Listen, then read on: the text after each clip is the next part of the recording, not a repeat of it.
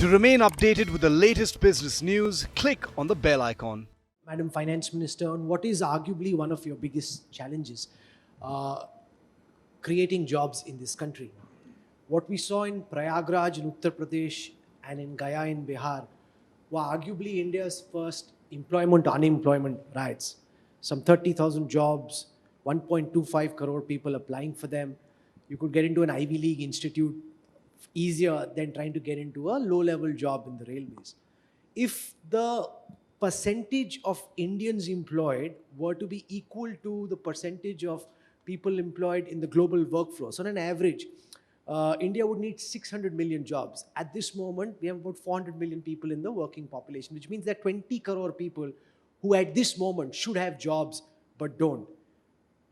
That's alarming. But as the person who's really at the steering wheel of India's economy, how do you address the challenge of job creation? Does it give you sleepless nights? And what do you think you could do, or people sitting here could do, to try and expedite the creation of jobs? How do you see this? It's on employment. I would think it's damn easy to ask a question. And it's a very big challenge for conveying what you're doing in the government. It's not just the government which is going to be able to provide jobs.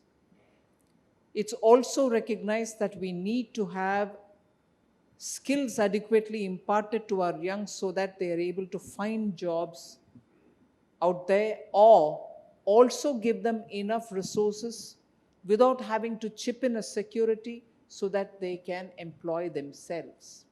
So that is where I think many of Prime Minister's programs are aiming at helping that young person to start his business by giving them credit without expecting security, where the government stands the security, and you do your business and come back to pay your.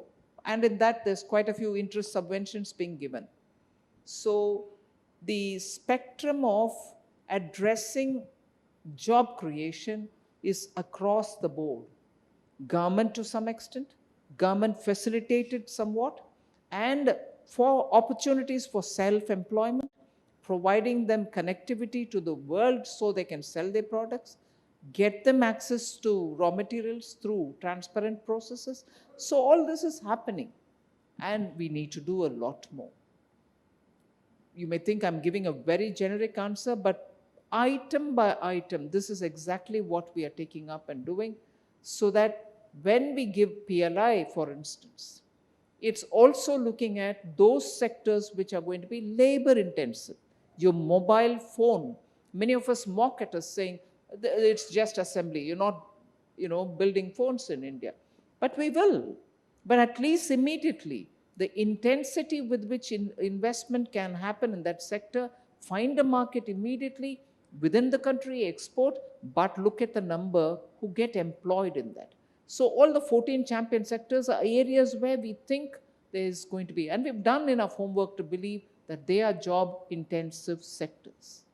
These are the ways in which we are approaching. If you like the video, do like, comment, share and subscribe.